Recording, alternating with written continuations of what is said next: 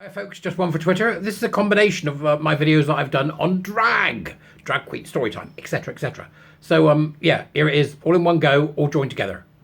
The wonders of modern technology. I'll see you later. Hello.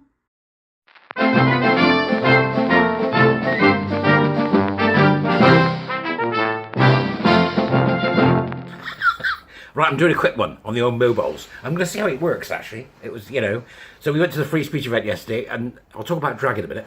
We went to the free speech thing yesterday with Nick. It was great. We had a really good day. There's some great people there.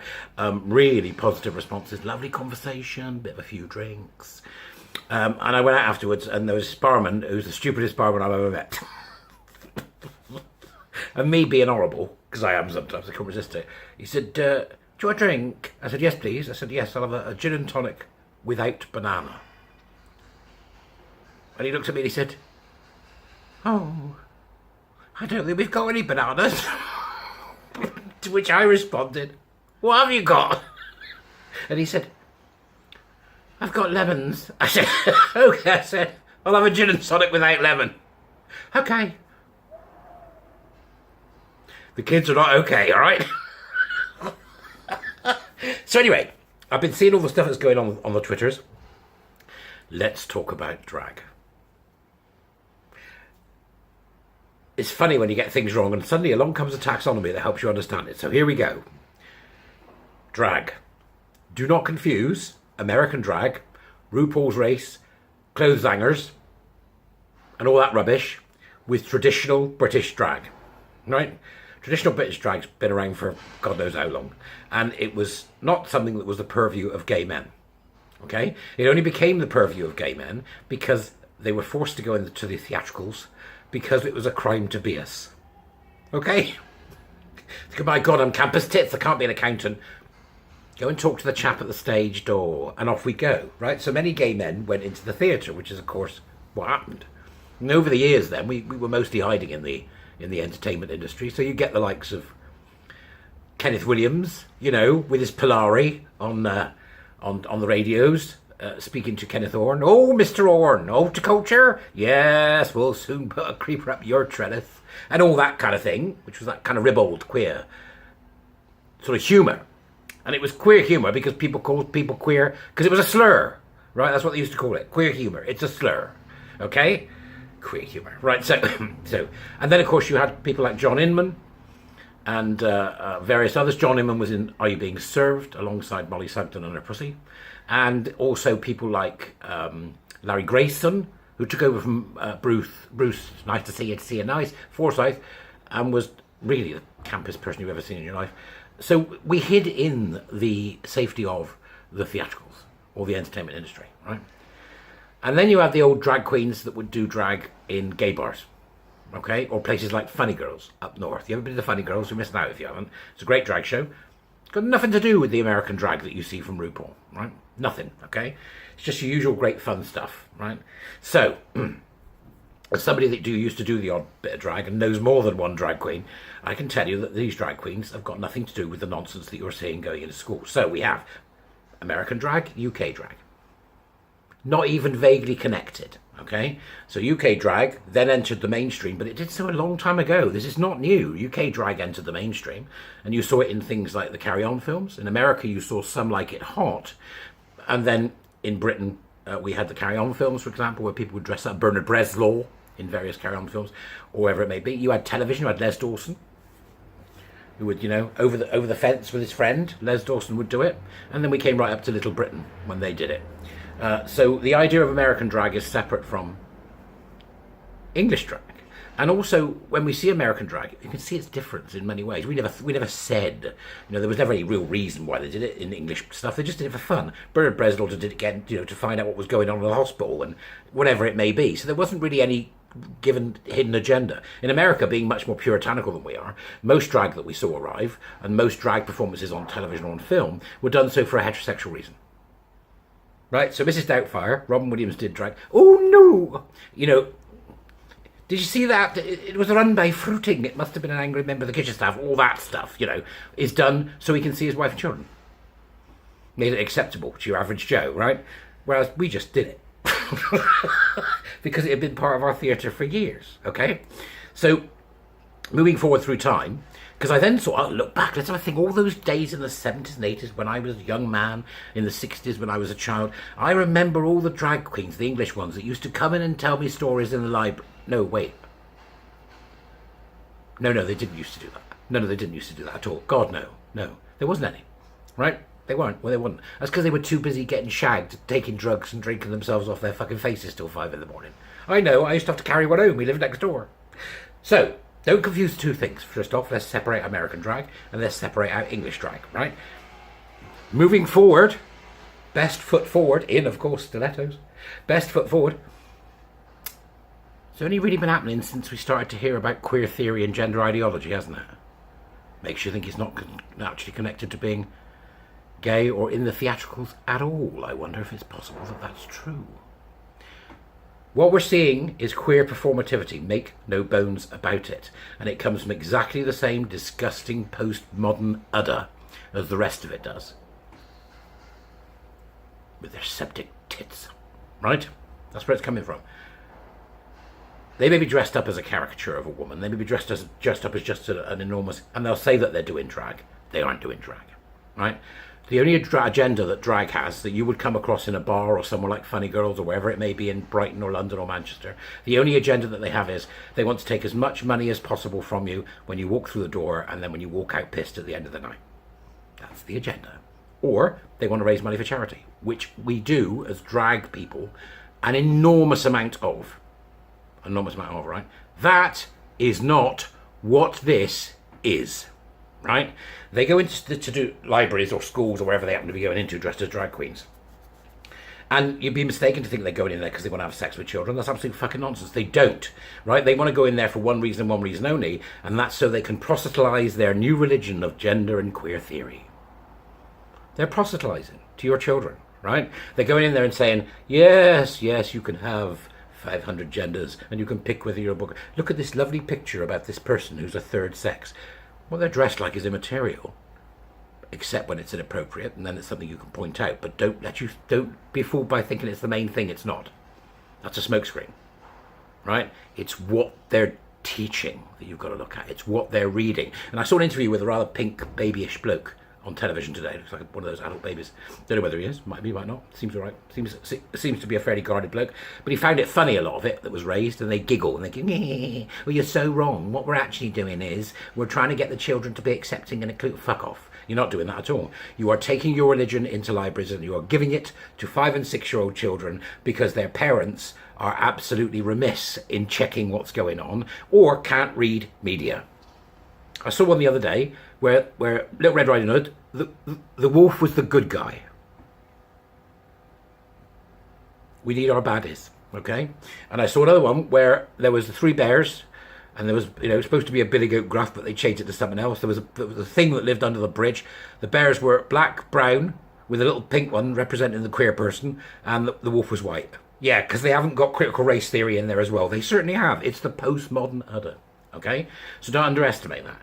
Now, there was a time, going back a few years ago, where you'd have people like Brian De Palma did a great film called Dressed to Kill, in which there was a vicious cross-dressing serial killer who butchered people. Right? There were quite a few of those in horror films, same as there were effete gay men who became the baddies in certain periods of time through history as well. So they were, you think about, Mr. Bond. It was always camp men. So don't think we're not going to talk about you. We are. And don't think you're not going to get leathered in the media, because you are. You're not of priestly class. You don't get your own pedestal to get on. You don't get it. And if you're pushing this shit, we're going to take the piss out of you. And if we're pushing this shit, we're going to make you bad guy. And that's what we're going to do, make you the bad guy, because you are the bad guy. It's got nothing to do with drag, and it's everything to do with queer performativity. And it's absolutely vital that we pull those two things apart and call it what it is. Call it what it is. The common enemy is that. It is not each other. So I think it's very important for us to try to remember that as we collaborate and move forward and do the work that we're doing.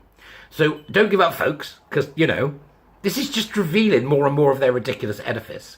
The people that went in and protested, they've got the right to protest. Did I think they did it right? No. Did I think they were doing it for the right reasons? No. Right, but do it, because it's now in the headlines. And if you're doing it wrong, we'll tell people you're doing it wrong. Right? It's that simple. So understand this. Taxonomy. Drag. American. US. American, UK. Not even vaguely connected. They're as much the same thing as men are to women. Not even vaguely connected, right? Out of that comes all the stuff in the UK, out of that comes all the stuff in America. It's not the same thing. Queer performativity comes from America. They're going into school so they can do queer performativity. Right? The fact that that includes sex is tangential to the fact that it is proselytizing an entire philosophy. They're not right for doing it. They're not right for including sexual things. They're probably not right for getting kids to dance around and do twerks and, sticking their legs in their air with their half-tucked genitalia flapping about on their thigh like a windsock against a wall. No, they may be wrong about doing that too. It's up to you to decide. But don't think that everything isn't a sideshow in comparison to the fact that they want to get in front of your kids and proselytize their religion. That's it. It's Sunday. I'm going to just relax today. And I'm teaching my wonderful warrior teacher parents tonight. So, great. Let us know what you think in the comments. Subscribe. For God's sake, subscribe. I need you. Join my Patreon. Or if you want to become a warrior teacher, drop me an email off the website. Everything's in the links. All right? So, thank you very much. You all have a grand Sunday. I'm off to bother folk. Bye. Right. Morning all. Beep, beep, beep, beep, beep. All that's coming from the Edijester News Ask. Right, just a quick one, which is a follow-up to my thing yesterday about Drag Queen Storytime. Or Story Hour. It's got its own acronym now. DQSH. It's become incarnate. It's become real. We're really practicing structuralism here. Putting things together. Anyway, by the by. So, talking to my parents last night in the seminar. It was brilliant. We're in month 5 and they're on fire, these good folk, right? So we're really doing well moving forward. Let's try and find some common ground here and talk about something in terms of how we're going to understand this. And it is incredibly nuanced and people don't think it is. Now, what's not incredibly nuanced is whether it should be there or not. Now, Kitty Demure said it far better than I. Take them to Chuck E. Cheese. You know, the wonderful, divine-esque Kitty Demure said it much better than I. So I have no argument with the fact that I don't think it should be happening at all. Get volunteers in. Get scientists in to speak to them. Successful authors, right? Do that. So, I don't think it should be happening at all. But it is. And the problem is, how do we get it to stop? How do we say to people, look, this probably isn't a good idea? It's probably not a good idea.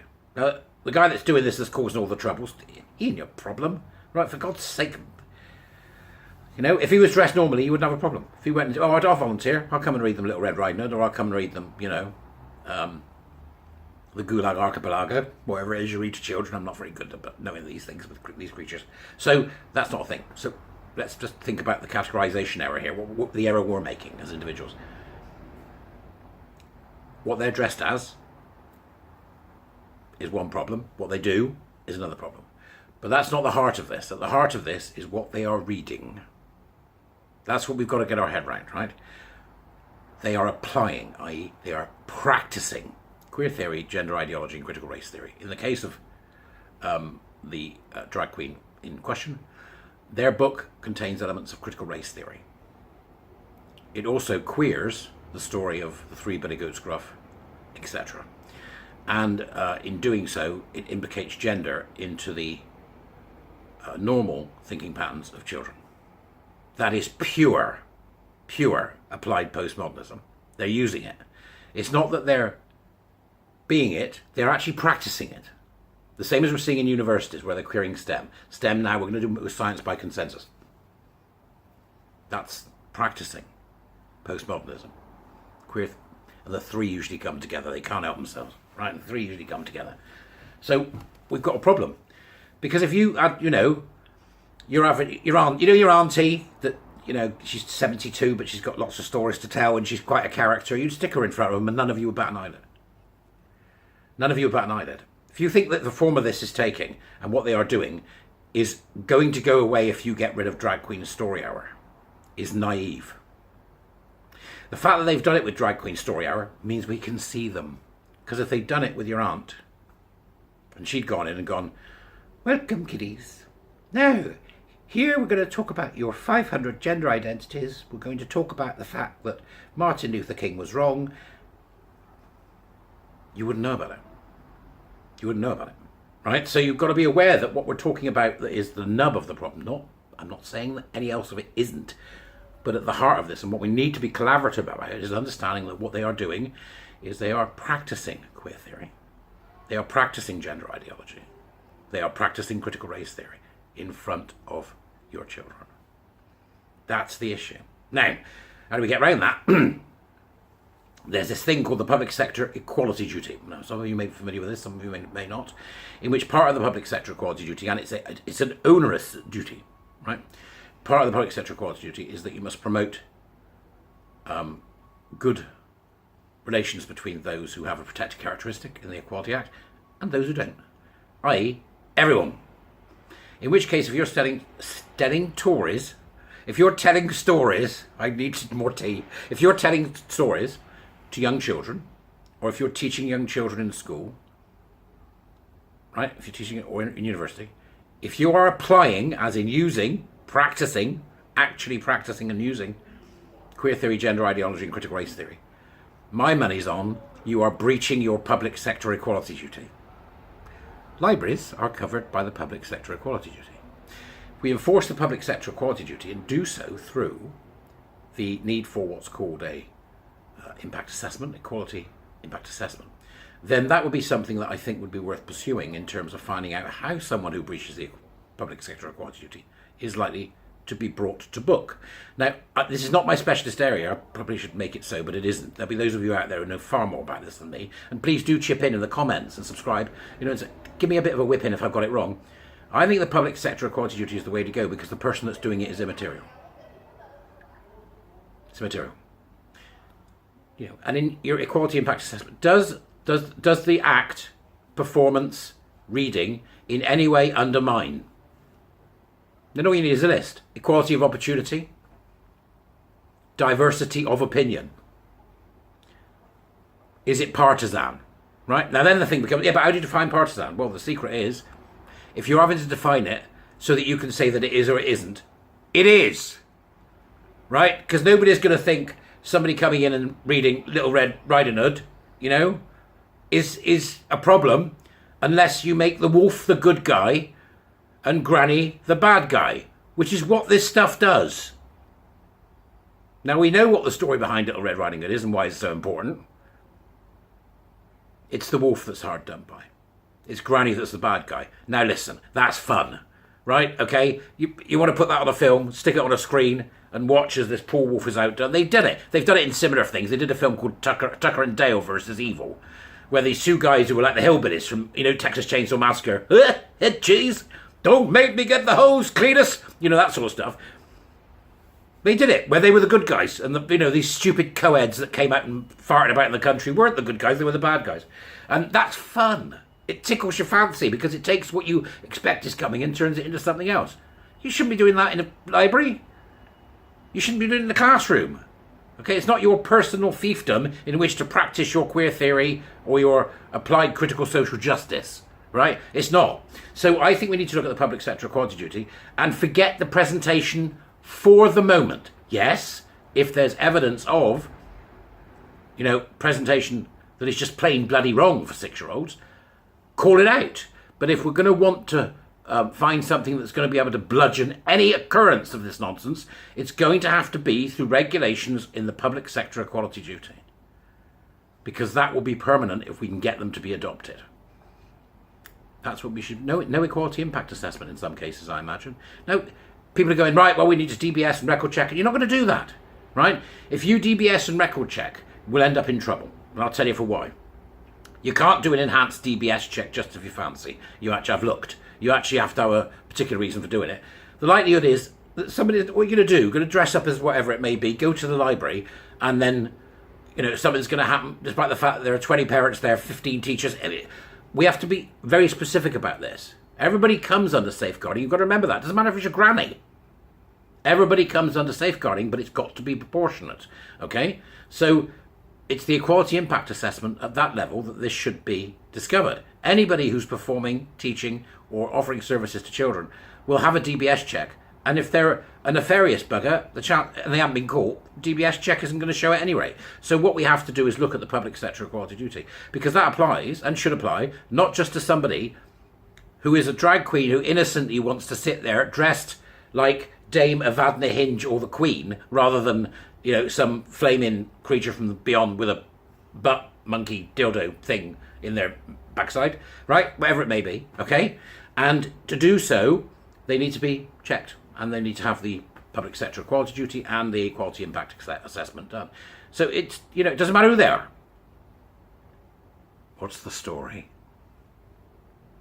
What's the morality they're teaching children? These are not 16-year-old clodhoppers, right? They're not. These are children, okay? These are children to whom Santa Claus is real. Right? These are children. They're still playing with their own feces in some cases. That's what children are like. They do all sorts of awful things, right? So for God's sake, let's think about it in terms of the public sector equality duty. Tell me if I'm wrong. I'm open to hearing that I'm wrong about this. Well, I'm open to hearing that I'm wrong about anything. But it just, am I really that wrong? Or in fact, does it not matter what the presentation is? It matters what the content is.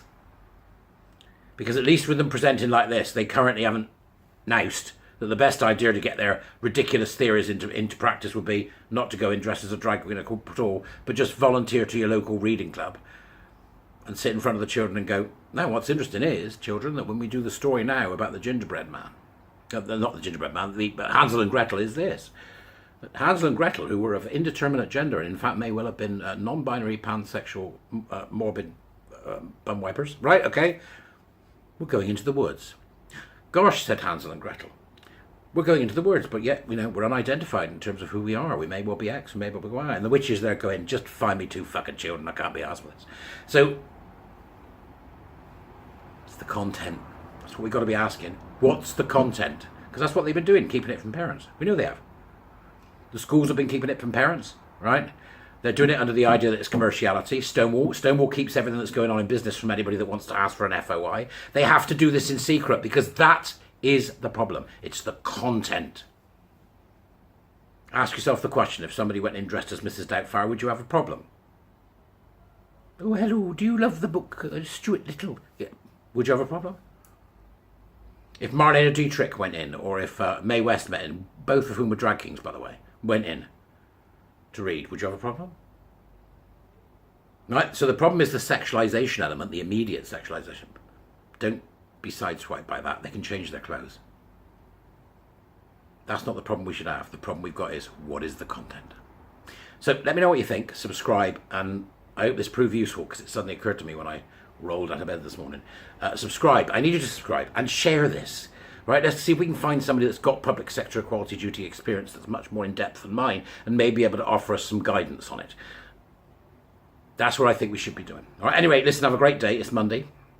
It's my day off, see? I'm not like normal people. So I'm waiting now, because it's early, so I can do something. Don't know what I'm going to do, but I'm going to do something. I've got 2 meetings this morning, but then it's my day off. So thank you very much for listening, and subscribe and do the usual blog, Patreon, come and be a warrior teacher, all the stuff I usually say. Other than that, thank you so much for listening.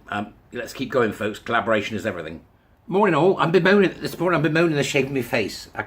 This is not a face that has any. Look at these glasses. That has any symmetricality. I can't seem to get anything to work right on it. And the older I get, the more I look like Timothy Spall. Now, here, drag queen story time. We're back here again, and I can't believe it. But here we go. Right. So I thought, I was going to do some work around understanding the story of Little Red Riding Hood, which we all know as a particular narrative, which is that don't trust fucking anyone. Right, okay, because they'll eat your grandmother and they'll eat you. It's a great message. It's what you want to do with kids. You've got to teach kids you distrust everybody. And then gradually they build up an understanding for themselves of who they can and cannot trust. It's a good place to start, and it's been around since about 1697, so it's a fairly archetypal story that sort of crosses geographic and cultural boundaries and can be found in most histories, not least of all in the European histories. It was updated by Brothers Grimm, and it's been updated since then. But the central narrative has remained the same. Which brings me to a film called In the Company of Wolves. No, that's not right. Yes, The Company of Wolves, that's it. Directed by Neil Jordan, who's a tremendous film director who worked quite a lot in the 80s, and he made a few films, not least of all is The Crying Game and Interview with a Vampire. If you remember The Crying Game, shock horror that it was at its time in 1984, where the beautiful erstwhile heroine gets to sleep with the hero and drops her strides, and lo and behold, there's a meat and 2 veg nestled in a bush. And the whole cinema went, cock! That's when these things were shocking. They were doing it with cheesy films like Sleepaway Camp and stuff like that, but it was the first time that a mainstream film had sort of pulled that kind of joke on the audience. And he did In the Company of Wolves, which I've stuck on my blog with a great review by Mark Commode. It's a superb retelling of Red Riding Hood and various other mythological stories that we know so well from our childhoods. And it's brutally grim. I mean, it's incredibly violent. And it's got the marvellous Angela Lansbury, who plays the grandmother, a particularly tall grandmother, because she's a particularly tall woman. But yet the story remains the same, which is, you know, careful.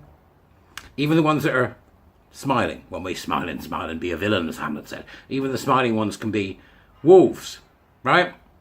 So that's what I've done. I've stuck it up so you can have a look at it. And it's interesting to me to think that Drag Queen Storytime, which has been unfolding over the last few days and shows no sign of stopping, is that we've got to get our head around the fact that the people that are doing it, this particular bloke, right? He's a sheep. He's not a wolf. Right, okay? The wolf is Drag Queen Storytime stories. Okay? He's a sheep. It's as simple as that, right? Unfortunately, he's not a very nice sheep. That's the problem. So, despite him thinking that he's a wonderful, wonderful person, which he does, he's got a new interview out, by the way, which you have to see to believe. I'll come back to that in a minute. But just to start off with a couple of things, just to get it straight, we've got... They found a tweet of his. This is what happens, isn't it? You do something and then they mine your tweets, which is okay. Fine, you do that, right?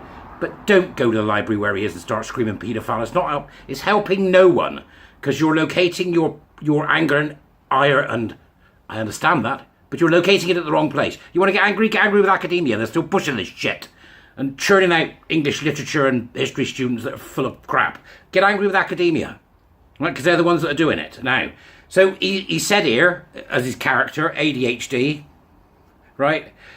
Are you okay? You've gone quiet, hun. Don't worry. I found your email, actual photo, address, where you went to uni, your husband's name, and place of work online. I'll be sure to let them know and send them these screenshots. Right? What a swine. Right? What a nasty little swine. Not least of all, because it's on Twitter, right? Twitter is a gladiatorial combat arena. If you can't stand the heat, get out. Okay? Twitter is smacky, thumpy. It's where the real Milou starts. If you want rational thought, go elsewhere. You do get it. There's some geniuses on there. There's some brilliant stuff on there. But what you don't do is say, right, I'll try and find you and then I'll dox you and it's a really dreadful thing to do no matter who you are. Right? You nasty little troll. Right? So that was the first one. Not happy about that. Right? The second one, it gets worse. I love lesbians. Which ones? Because there's quite a few, if you haven't looked, right, there's lots of them around doing scissoring, the things lesbians do, right? I love lesbians too, but it's a really strange statement. I love some of them. I've met many. Some of them are bastards, right? Don't matter who you are, you could be a black, disabled, trans lesbian and still be a twat. Right, let's get our heads around that. It's not difficult, right? Okay? I love lesbians. My recent book was about 2 lesbians. Right? I think it was either lesbian hedgehogs or lesbian aardvarks or something, right, for 2. But nobody gets to play gatekeeper to what defines who a lesbian is. Trans women are women. So what he's saying is, I love lesbians, so it's I love everybody. Yeah. You're an idiot. Right? Let's not forget that trans women who love other women are still lesbians. This is him, ADH Dick, right? No, they aren't, you wanker. Right, okay, he's a queer theorist, but he's a sheep, he's following. He's not the problem. The problem's academia, okay? The problem is academia. The problem is the people in charge of the councils who are intensely stupid if they think this is not the wolf. The wolf is not him, the wolf is the message, okay? So, Exhibit 3 does himself no favours, this boy, right? Exhibit 3. Today I watched a dad buy some trans pride stickers for his little girl. The little girl replied when he asked, what does trans mean? Yo, it's when a girl actually a boy or a boy is actually a girl. Duh. Can you say struggle sessions? Right, okay. And then he responds with, ADHD, and transphobes think this stuff is too complex for children. Come off it, trans pride. Right? He's celebrating the indoctrination of a toddler into the filthy belief system of gender ideology and queer theory, critical social justice, postmodern incarnate. It's the bane of 2022. But he's a sheep. He's not a wolf, right? The wolves are in academia. They're being funded by the government. That's where the noise needs to go. Okay, we need to cut the funding legs off these bastards. Because what you understand is he's 27 years old, this boy, right?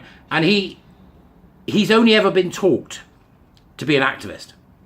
When you learn something and you get really good at it, if they say, for example, that you learn the guitar, you begin by imitation. So I might try and play Bye Bye Miss American Pie or whatever the hell it may be. But eventually you should get to the point where you can evaluate and judge the music and then create some of your own. It's like everything. If you make a cake, you start with a recipe until you eventually begin to evaluate, judge, and create your own cakes.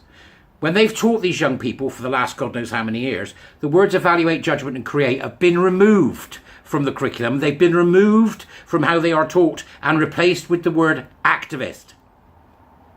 He's a sheep. He's not the wolf. So stop bothering him. Because there's no point, right? There's no point. He's indoctrinated. He's not going anywhere. We need to cut this off at its knees, and that's academia and the education system, and we have to get these teachers out because they're not suitable to teach kids, right? He's now done an interview. Talk about digging yourself a deeper hole, Seb, for God's sake. So he's done this interview, and he's lovely. He's a sweet guy, right? He's just stupid, right? It's not that he's a wicked person. He's just stupid. And if you don't think that your kids can get indoctrinated by this, then he's stupid and he's been indoctrinated, but so have professors and people that belong to the Royal Society, which if you've seen my other video, you will know about, right? So this guy is actually stupid. They are, I've said it, okay? In his interview, he states the following: I am a role model for 5-year-olds and a role model for queer children. I am evidence there needs to be more of me. No. You are evidence of a corrupted education system that has fallen to a far leftist doctrine that wants to get their hands on your kids. That's what you are. You're a mouthpiece for an ideology that you do not understand. You are a puppet. A puppet, right? Okay? You are not a role model for 5-year-olds. What? Because you put a dress on? Fuck off. Right? A role model for 5-year-olds is Norman Borlaug. A role model for 5-year-olds is a nurse. A role model for 5-year-olds is an engineer. You are not a role model for 5-year-olds. Stop thinking you are. Okay, you're not. And incidentally, there's no such thing as queer children. You ideologically indoctrinated bum chunderer. Right? So stop your nonsense. I don't get it, because you wouldn't, if you imagine that you're one of these liberal parents who can't tell their ass from their elbow because they're too busy, pretending that they're virtuous and eating cheese boards worth 150 quid when most people have that money to live on in a week. Those lefty liberal types, right? Imagine what's happening with them. They're going in, oh, how woke I am, look to see the... You wouldn't go in if they were giving you the far right bullshit. Why are you going in for this? Right, it's not just that it's a safeguarding issue, and he's not a safeguarding issue, he's just an idiot. The safeguarding issue is the subject matter. The safeguarding issue is the philosophy behind all this. And we wouldn't allow people who were completely mad in terms of being a far-right fundamentalist Christian or far-right Islamist or whatever the hell it is you want to say, far-right anything, we wouldn't put them in front of children, but we allow this. It's not just a safeguarding issue, it is also a prevent issue. And that's how it should be treated. It's a prevent issue. Okay? Now, it didn't take me long to have a look and see what his books are about. Go and have a look for yourselves, right? Okay? Queer this, queer that. Critical social justice. And then I find out who his illustrator is, and incidentally, some of her work's absolutely beautiful, but you can see her pain. It screams out of you when you watch her videos. It's absolutely there, the pain. Right? These are damaged people as far as I can see. Her name's Becky, and she's got some really good eye, some beautiful stuff, some great animations there, and she's a they, them. Get out of our libraries and get out of our schools with your absolute mad gender ideology, okay? They're just sheep. They're not the wolves, okay? But it would also behove us to remember that these wolves are sitting in academia, and they're sitting in your schools, and they're teaching your children, and they're on your school boards, right? They are, okay? And they're in your libraries, and they're in your councils, and they're in the intelligence services, and they're in the army, and they're in the civil service. These wokesters, these critical social justice activists. And they've been put there because they were taught to be that by universities. The universities are still teaching that. Each university has got its own fat spider at the middle somewhere. These are the people we should be wary about. And it's difficult, I understand, because you want to go, pedo, because that's easy. You can go, there's the bad guy. It's not that easy. It's not that easy. How do you inoculate children against this when it's so complicated? And when its message is so seductive? How do you inoculate them? I think this will go down as a period in time, if you're looking back 80 or 90, 100 years from now, when the youth were screaming out to us for help and the adults did nothing. Did nothing.